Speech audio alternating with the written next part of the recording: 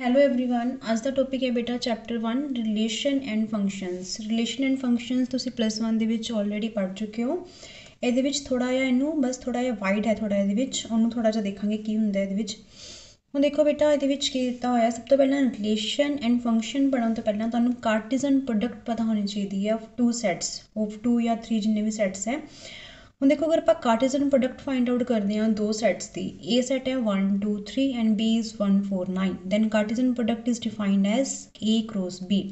ਹੁਣ ਆਪਾਂ ए ਤੇ b ਦਾ ਜਦੋਂ क्रॉस ਕਰਾਂਗੇ ਤਾਂ a क्रॉस b ਕਿਵੇਂ ਹੁੰਦਾ ਹੈ, ਫਸਟ ਐਲੀਮੈਂਟ ਫਸਟ ਸੈਟ ਦਾ, ਸੈਕਿੰਡ ਐਲੀਮੈਂਟ ਸੈਕਿੰਡ ਸੈਟ ਦਾ।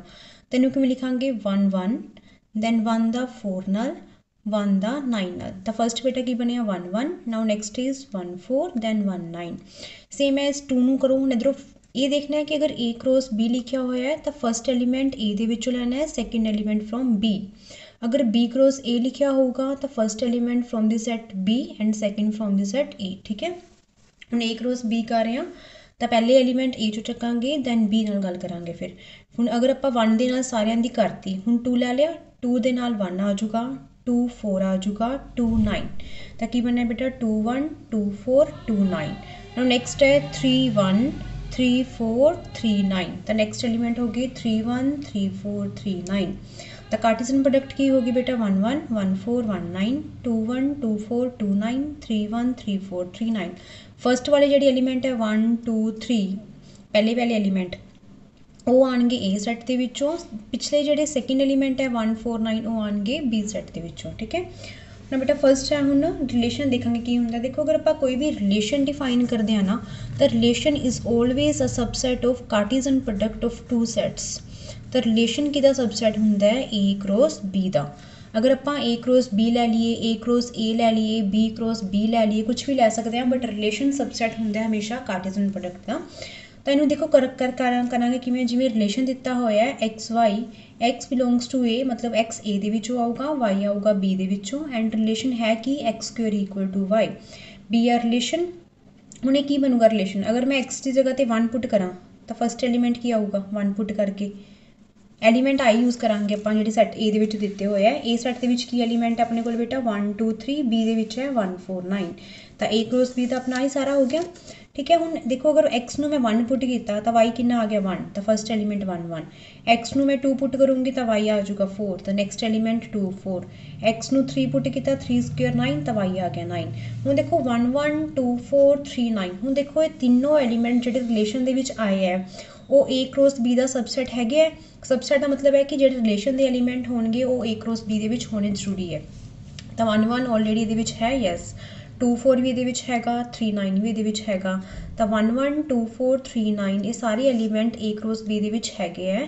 ਤਾਂ R ਕਿਹਦਾ ਸਬਸੈਟ ਹੋ ਗਿਆ A क्रॉस B, ਤਾਂ R ਕੀ ਹੋ ਗਿਆ relation of A cross B। ਠੀਕ ਹੈ, ਹੁਣ ਅਗਰ ਪੁੱਛਣਗੇ ਇਸ ਤੋਂ ਬਾਅਦ ਇਹ ਪੁੱਛ ਲੈਂਦੇ ਬੇਟਾ ਡੋਮੇਨ ਤੇ ਰੇਂਜ ਕੀ ਹੈ। ਡੋਮੇਨ ਕੀ ਹੈ, ਜੋ ਪਹਿਲੇ ਐਲੀਮੈਂਟ ਹੈ 1 2 3 ਜੋ ਤੁਸੀਂ ਪੁੱਟ ਕੀਤਾ ਇਸ ਡੋਮੇਨ, ਐਂਡ ਜੋ ਤੁਸੀਂ ਆਨਸਰ ਗੈਟ ਕੀਤਾ, ਕੀ ਗੈਟ ਕੀਤਾ 1 4 9, ਤਾਂ ਡੋਮੇਨ ਕੀ ਹੋਗੀ 1 4 9।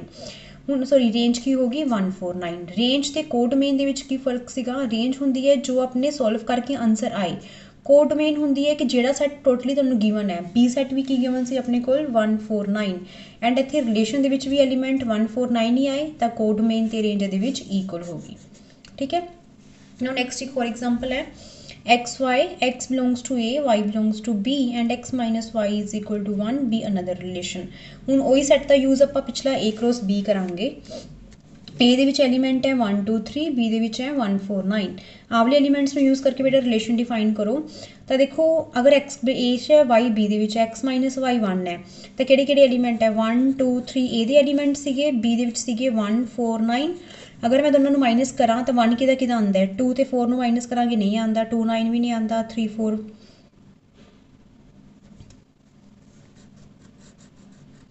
x A ਦੇ ਵਿੱਚ ਹੈ, B 'ਚ ਹੈ, 2 1 ਆ ਸਕਦਾ ਹੈ। ਇੱਕ ਹੋਰ ਕਿਹੜਾ ਆ ਸਕਦਾ ਇਹਦੇ ਵਿੱਚ ਬੇਟਾ 3 4 ਆ ਸਕਦਾ ਹੈ, 3 4 ਵੀ ਆ ਸਕਦਾ ਹੈ, 2 1 ਵੀ ਆ ਸਕਦਾ ਹੈ, ਦੋਨੋਂ ਆਣਗੇ। ਠੀਕ ਹੈ, ਇਹਦੇ ਵਿੱਚ ਕਿਉਂਕਿ ਦੋਨਾਂ ਨੂੰ ਅਗਰ ਆਪਾਂ ਮਾਈਨਸ ਕਰਾਂਗੇ, ਸੌਰੀ x ਮਾਈਨਸ y 1 ਹੀ ਆਉਣਾ ਚਾਹੀਦਾ ਹੈ। 3 4 ਆ ਸਕਦਾ ਨਹੀਂ ਆ ਸਕਦਾ, ਕਿਉਂਕਿ ਅਗਰ ਆਪਾਂ 3 ਦੇ ਵਿੱਚੋਂ 4 ਘਟਾਵਾਂਗੇ ਤਾਂ -1 ਆ ਜਾਊਗਾ। ਠੀਕ ਹੈ, ਤਾਂ ਰਿਲੇਸ਼ਨ ਕੀ ਬਣਿਆ ਓਨਲੀ 2 1, ਕਿਉਂਕਿ 2 ਦੇ ਵਿੱਚੋਂ 1 ਮਾਈਨਸ ਕੀਤਾ 1 ਗੈਟ ਹੋ ਗਿਆ। ਤਾਂ ਡੋਮੇਨ ਹੋ ਗਈ 2, ਰੇਂਜ ਕਿੰਨਾ ਆਇਆ 1।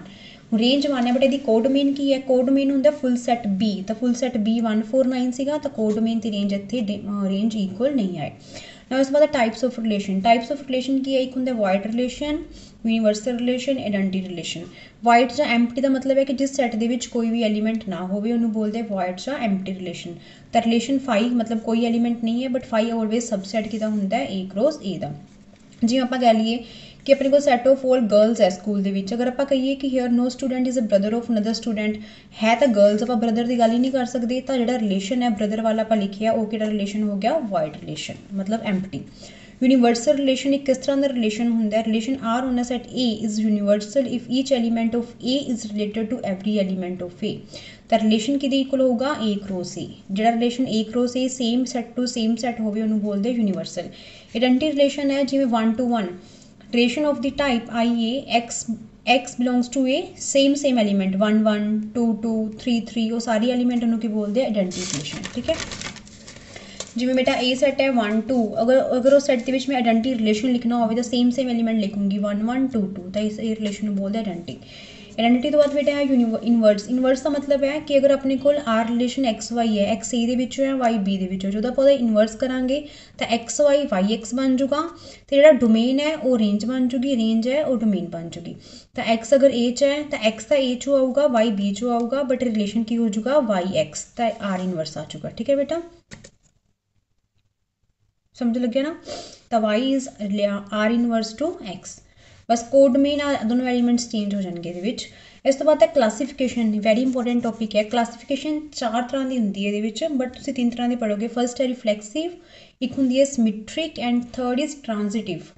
जोड़ा रिलेशन रिफ्लैक्सिव भी हो, सिमिट्रिक भी हो, ट्रांजिटिव भी हो, उन्होंने बोलते हैं इक्विवेलेंस रिलेशन। ठीक है, हम देखो बेटा रिफ्लैक्सिव रिलेशन की होंगे, a relation R on a set A is said to be reflexive if and only if A belongs to R for all A belongs to A. मतलब एक रिलेशन आर ਨੂੰ ਆਪਾਂ ਰਿਫਲੈਕਸਿਵ ਉਦੋਂ ਕਰਾਂਗੇ ਜਦੋਂ ਉਹਦੇ ਸੇਮ ਸਾਰੇ ਐਲੀਮੈਂਟ ਉਸ ਸੈੱਟ ਦੇ ਵਿੱਚ ਹੋਣ ਜਿਹੜੇ ਇਹ ਦੇ ਵਿੱਚ ਹੈ। ਜਿਵੇਂ ਰਿਲੇਸ਼ਨ ਹੈ ਐਕਸ ਵਾਈ ਸਾਰੇ ਐਨ ਦੇ ਵਿੱਚ ਹੈ, ਐਕਸ ਇਜ਼ ਲੈਸ ਦੈਨ ਔਰ ਇਕੁਅਲ ਟੂ ਵਾਈ। ਠੀਕ ਹੈ, ਹੁਣ ਦੇਖੋ अगर मैं रिलेशन लिखना है तो 1 1 1 1 दी, क्योंकि लेस देन और इक्वल टू है, 1 1 तो छोटा भी है, 1 1 दी इक्वल है, 2 2 3 3 4 4 5 5 6 6 अप टू ये सारे रिलेशन की हो जाएंगे रिफ्लैक्सिव। तुसीं कोई होर एग्जाम्पल भी लै सकते हो, जिवें मैं ए सैट दे विच एलीमेंट पाया 1 2, तो बेटा इहदा ए क्रॉस ए बना लो, की बनूगा ए क्रॉस ए दे विच की एलीमेंट आएंगे 1 1 1 2 2 1 2 2, आ 4 एलीमेंट ही आएंगे। अगर वो एक रिलेशन लिखा हो 1 1 2 2, जोड़ा रिलेशन लिखा हुआ है 1 1 2 2, क्योंकि ए सैट के 2 एलीमेंट ही सीगे, दोनों एलीमेंट का सेम रिलेशन च पे 1 1 भी पे 2 2 भी पे, तो रिलेशन की हो जाऊगा रिफ्लैक्सिव। जिस सैट के जिन्ने एलीमेंट है वह सेम अगर उस रिलेशन के है तो रिलेशन की होगा रिफ्लैक्सिव। अगर इतने 3 होंदा, एक एलीमेंट मैंने इंक्रीज़ करता, बट आर दे 1 1 तो 2 2 ही पे है, तो रिलेशन रिफ्लैक्सिव नहीं होना सी। अगर इतने 1 1 2 2 के नाल 3 3 भी आप लिख दिए तो रिलेशन की बन जूगा रिफ्लैक्सिव। मतलब आ तीनों एलीमेंट तो होने जरूरी है, बाकी कुछ मर्जी हुई जाए, चाहे 1 2 आ जाए चाहे 2 1 आ जाए, बट 1 1 2 2 3 3 अगर तुम ए 3 एलीमेंट देख रहे हो तो सेम इन्हों का होना जरूरी है, तो रिलेशन की होंगे रिफ्लैक्सिव। ਹੁਣ ਨੈਕਸਟ ਹੈ ਬੇਟਾ ਸਮਿਟ੍ਰਿਕ ਰਿਲੇਸ਼ਨ ਇੱਕ ਇਸ ਤਰ੍ਹਾਂ ਦਾ ਰਿਲੇਸ਼ਨ ਹੈ, ਅਗਰ ਆਪਣੇ ਕੋਲ ਏ ਬੀ ਰਿਲੇਸ਼ਨ ਦੇ ਵਿੱਚ ਹੈਗਾ ਤਾਂ ਉਹਦਾ ਰਿਵਰਸ ਮਤਲਬ ਬੀ ਏ ਵੀ ਉਹਦੇ ਵਿੱਚ ਹੋਣਾ ਜ਼ਰੂਰੀ ਹੈ। ਅਗਰ ਏ ਬੀ ਹੈਗਾ ਤਾਂ ਬੀ ਏ ਦੀ ਗੱਲ ਕਰਾਂਗੇ, ਅਗਰ ਏ ਬੀ ਨਹੀਂ ਹੈ ਤਾਂ ਬੀ ਏ ਦੀ ਗੱਲ ਵੀ ਆਪਾਂ ਨਹੀਂ ਕਰਾਂਗੇ। ਹੁਣ ਜਿਵੇਂ ਦੇਖੋ ਲੈਟ ਐਲ ਤੇ ਐਮ ਆਪਣੇ ਕੋਲ ਸਟ੍ਰੇਟ ਲਾਈਨਸ ਹੈ, ਹੁਣ ਦੋ ਸਟ੍ਰੇਟ ਲਾਈਨਸ ਅਗਰ ਐਲ ਐਮ ਤੇ ਪਰਪੈਂਡੀਕੂਲਰ ਹੈਗੀ ਹੈ, if L is perpendicular two M then m is also perpendicular to l, मतलब l भी m ਦੇ perpendicular है, m भी l ਦੇ perpendicular है, तो दोनों रिलेशन की हो जाएंगे सिमेट्रिक। ट्रांजिटिव ਦੇ ਵਿੱਚ ਕਿੰਨਾ ट्रांजिटिव ਹੁੰਦਾ बेटा, अगर a b रिलेशन r ਦੇ ਵਿੱਚ है, बी सी भी r ਦੇ ਵਿੱਚ है, तो a b ਤੇ b c ਤੋਂ ਨਵਾਂ एलिमेंट की ਬਣਿਆ a c, क्योंकि b ਤਾਂ कॉमन ही आ गया ਵਿੱਚ, ਤਾਂ रिलेशन की बन ਜਾਂਦਾ ट्रांजिटिव ਦੇ ਲਈ एक एलीमेंट का कॉमन होना जरूरी है। अगर ए बी है तो बी सी तो नवा एलीमेंट स्टार्ट हो, बी भी आ कॉमन होने जरूरी है इतने। ठीक है, तो नवा रिलेशन की बन चुका ए सी, वो भी कि होना चाहिए आर के। जिमें के सैट है 2 4 8, तो सब तो पहले तो ए क्रॉस ए लिखो, ए क्रॉस ए मतलब मैंने 2 बार मल्टीप्लाई, तो फर्स्ट एलीमेंट बनूगा मतलब यदि 2 4 8 नाल अगेन कार्टेशियन प्रोडक्ट, तो फर्स्ट आऊगा 2 2, नाउ नेक्स्ट इज 2 4, फिर 2 8 4 2 4 4 4 8 8 2 8 4 8 8 ਤਾਂ ਰਿਲੇਸ਼ਨ ਬਣ ਗਿਆ। ਹੁਣ ਰਿਲੇਸ਼ਨ ਹੈ ਕਿ x y belongs to A, x is factor of y, x factor ਕਿਹਦਾ ਹੈਗਾ ਵਾਈ ਦਾ। ਹੁਣ ਦੇਖੋ ਕਿਹੜੇ ਕਿਹੜੇ ਐਲੀਮੈਂਟ ਦੇ ਵਿੱਚ ਫੈਕਟਰ ਹੈਗੇ ਆ, ਜਿਵੇਂ 2 2 ਦਾ ਫੈਕਟਰ ਹੈ, ਯੈਸ 2 4 ਫੈਕਟਰ ਹੈ ਆਪਸ ਦੇ ਵਿੱਚ, 2 8 ਫੈਕਟਰ ਹੈ, 4 2 ਨਹੀਂ ਫੈਕਟਰ ਹੈ, 4 4 ਫੈਕਟਰ ਹੈ, 4 8 ਫੈਕਟਰ ਹੈ, 8 2 नहीं हैगा, 8 4 नहीं तो 8 8 फैक्टर है। तो रिलेशन अपना बन गया सारा, ठीक है। हुण देखो इस रिलेशन दे विच की है कि अगर अपने कोल ए बी आ होगी अपनी ए होगी अपनी बी, ए होगी बी, ए होगी सी, तो नवा रिलेशन की बनया 2 4, तो ए बी बी सी, नवा रिलेशन ए सी भी 2 4 ही है, तो ऑलरेडी दे विच हैगा, तो रिलेशन की है ट्रांजिटिव। होर कोई देख लो, कोई होर बंदा 4 4 आ देख लो इहदे विच ए बी, सारे चैक करने होंगे बी सी, मतलब ए बी तो फिर नवा एलीमेंट स्टार्ट हो रहा है ना 4 8, तो नवा एलीमेंट अगेन 4 8 ही बनूगा, तो 4 8 ऑलरेडी हैगा ये 4 8 तो 8 8, इन्होंने दोनों लो, ए हो गया ए, फिर ए हो गया बी, ए हो गया बी ए सी, तो नवा रिलेशन बनया 4 8, तो 4 8 भी अगेन वो हैगा। तो इस तरह के रिलेशन जेडे ट्रांजिटिव होन, जिमें देखो 2 2 2 4 2 4 हैगा वो सेम, 2 4 4 8 नाल 2 8 भी वो हैगा, 2 8 8 8 ਦੇ ਨਾਲ ਨਵਾਂ ਰਿਲੇਸ਼ਨ 2 8 ਬਣਿਆ ਉਹ ਵੀ ਇਹਦੇ ਵਿੱਚ ਹੈਗਾ। ਅਗਰ ਸਾਰੇ ਚੈੱਕ ਕਰਕੇ ਅਗਰ ਸਾਰੇ ਦੇ ਸਾਰੇ ਟ੍ਰਾਂਜ਼ਿਟਿਵ ਬਣਾ ਰਹੇ ਰਿਲੇਸ਼ਨ ਨੂੰ, ਤਾਂ ਰਿਲੇਸ਼ਨ ਕੀ ਹੋ ਜਾਊਗਾ ਟ੍ਰਾਂਜ਼ਿਟਿਵ, ਠੀਕ ਹੈ।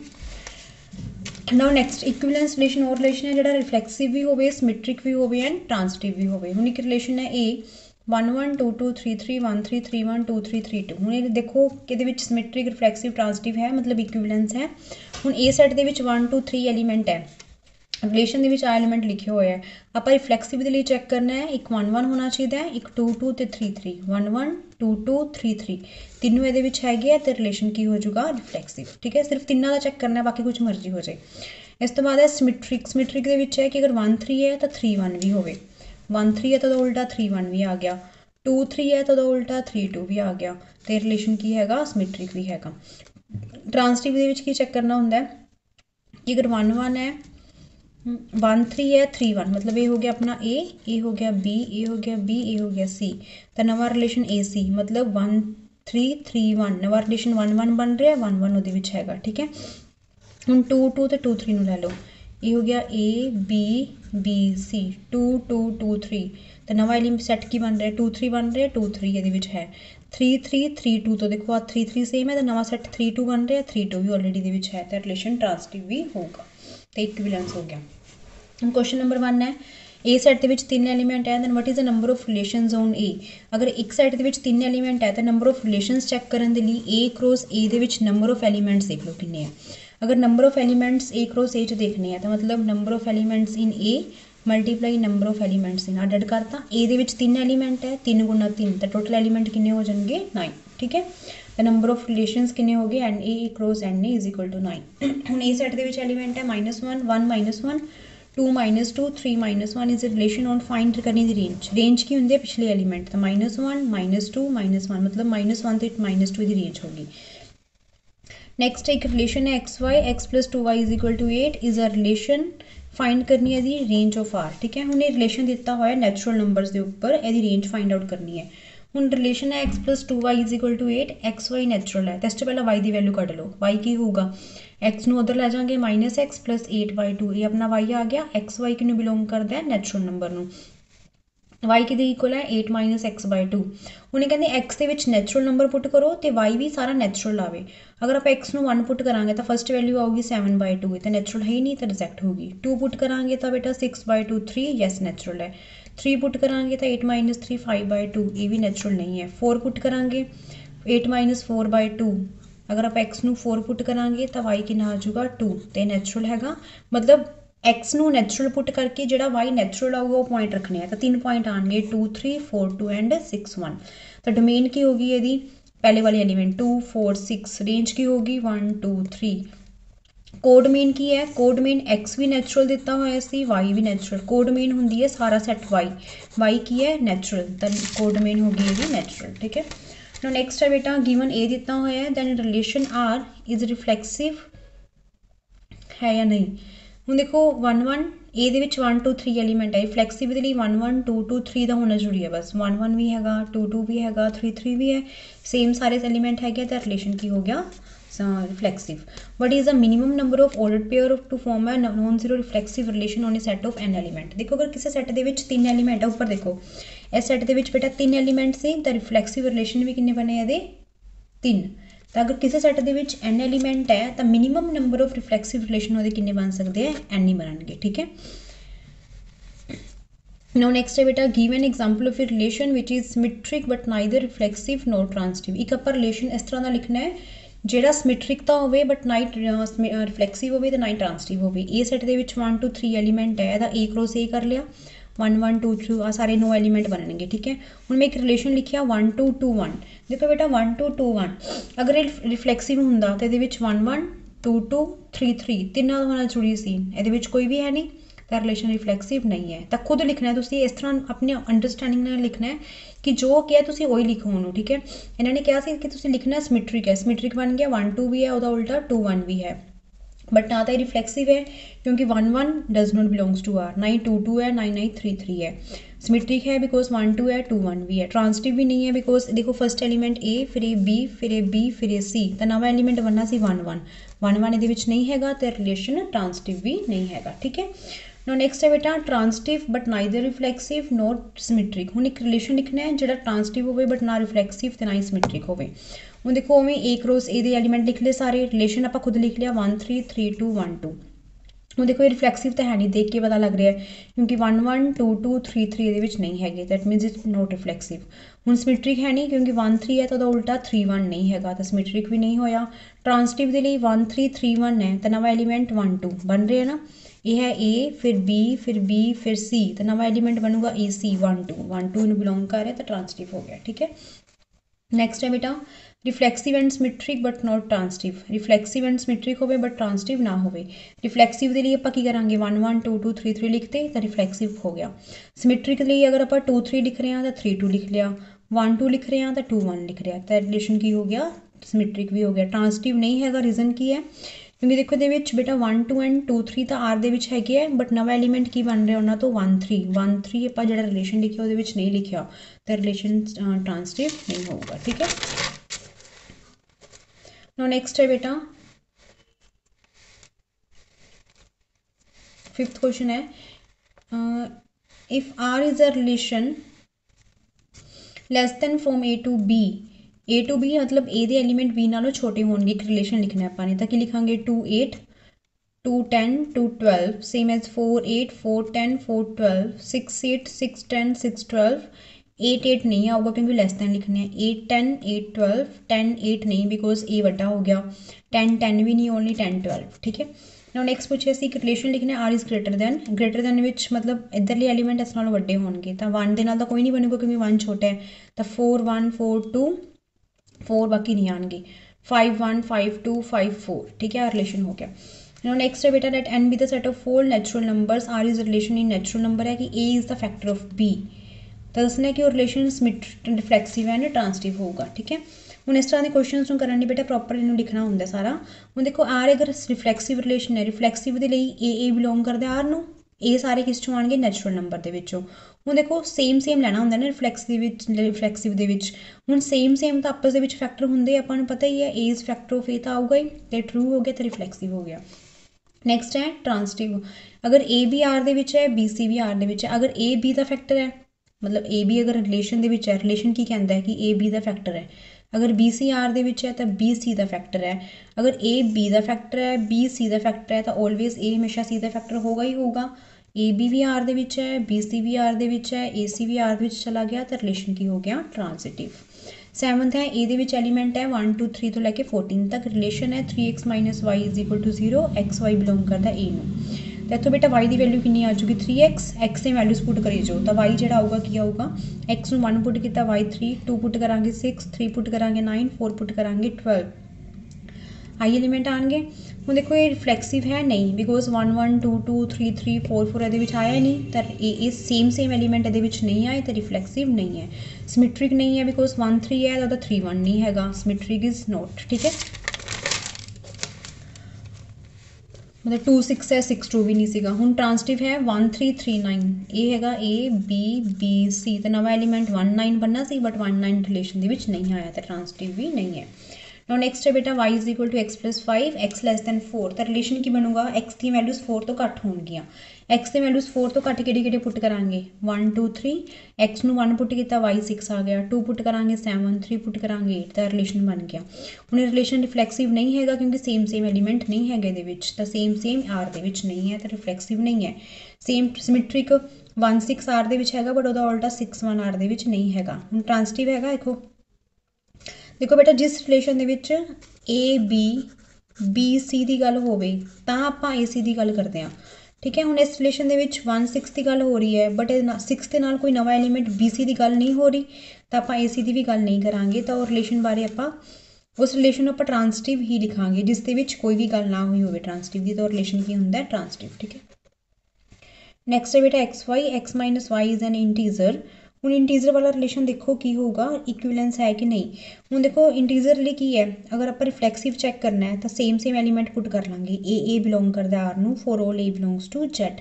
ਹੁਣ ਸੇਮ ਐਲੀਮੈਂਟ ਹੈ a ਤਾਂ a ਮਾਈਨਸ a 0 ਇੰਟੀਜ਼ਰ ਹੁੰਦਾ ਟਰੂ ਤੇ ਰਿਫਲੈਕਸਿਵ ਆ ਗਿਆ ਠੀਕ ਹੈ ਸਿਮੈਟ੍ਰਿਕਲੀ ਹੈ ਕਿ ਅਗਰ a ਵੀ r ਦੇ ਵਿੱਚ ਹੈਗਾ a ਵੀ r ਦੇ ਵਿੱਚ ਹੈ ਤਾਂ ਮਤਲਬ a ਮਾਈਨਸ b ਇੰਟੀਜ਼ਰ ਹੈ ਆਪਾਂ ਨੂੰ ਕੀ ਚਾਹੀਦਾ ਕਿ BA ਵੀ ਹੋ ਜੇ BA ਦਾ ਮਤਲਬ ਹੈ ਕਿ B ਅੱਗੇ ਹੋ ਜੇ A ਪਿੱਛੇ ਹੋ ਜੇ ਅਗਰ ਮੈਂ ਇਸ ਚੋਂ ਮਾਈਨਸ ਕਾਮਨ ਕੱਢਣਾ ਤਾਂ ਇਹ ਬਣ ਜੂਗਾ B ਮਾਈਨਸ A ਕਿਉਂਕਿ ਨੈਗੇਟਿਵ ਵਾਲੀ ਟਰਮਸ ਵੀ ਇੰਟੀਜ਼ਰ ਹੁੰਦੀਆਂ ਹੀ ਹੈ ਤਾਂ ਵੀ ਟਰੂ ਹੋ ਗਿਆ ਸਿਮੈਟ੍ਰਿਕ ਹੋ ਗਿਆ ਟ੍ਰਾਂਸਟਿਵ ਦੇ ਵਿੱਚ ਹੈ ਬੇਟਾ ਅਗਰ A ਵੀ R ਦੇ ਵਿੱਚ ਹੈ BC R ਦੇ ਵਿੱਚ ਹੈ ਤਾਂ AC ਵੀ R ਦੇ ਵਿੱਚ ਹੋਣਾ ਚਾਹੀਦਾ ਹੈ ਅਗਰ A ਵੀ R 'ਚ ਹੈ ਤਾਂ A ਮਾਈਨਸ B ਇੰਟੀਜ਼ਰ ਹੈ BC R ਦੇ ਵਿੱਚ ਹੈ ਤਾਂ B ਮਾਈਨਸ C ਵੀ ਇੰਟੀਜ਼ਰ ਹੈ ਅਗਰ ਆਪਾਂ ਇਹਨਾਂ ਦੋਨਾਂ ਨੂੰ ਐਡ ਕਰ ਲਈਏ ਐਡ ਕਰਾਂਗੇ B ਨਾਲ B ਕੱਟਿਆ ਜੂਗਾ ਤਾਂ A ਮਾਈਨਸ C ਵੀ ਇੰਟੀਜ਼ਰ ਹੋ ਗਿਆ AB ਵੀ R 'ਚ ਹੈ BC ਵੀ R 'ਚ ਹੈ ਇੱਥੋਂ AC ਵੀ R ਦੇ ਵਿੱਚ ਚਲਾ ਗਿਆ ਤਾਂ R ਕੀ ਹੋ ਗਿਆ ਟ੍ਰਾਂਸਟਿਵ ਤਾਂ ਇਕੁਇਵਲੈਂਸ ਹੋ ਗਿਆ 7th of fourth part each set of human beings in a town at a particular time given by कि x and y work at same place ਤਾਂ same person ਤਾਂ same place ਦੀ work ਕਰਨਗੇ x ਤਾਂ ਹਮੇਸ਼ਾ R 'ਚ ਹੋਊਗਾ ਹੀ ਹੋਊਗਾ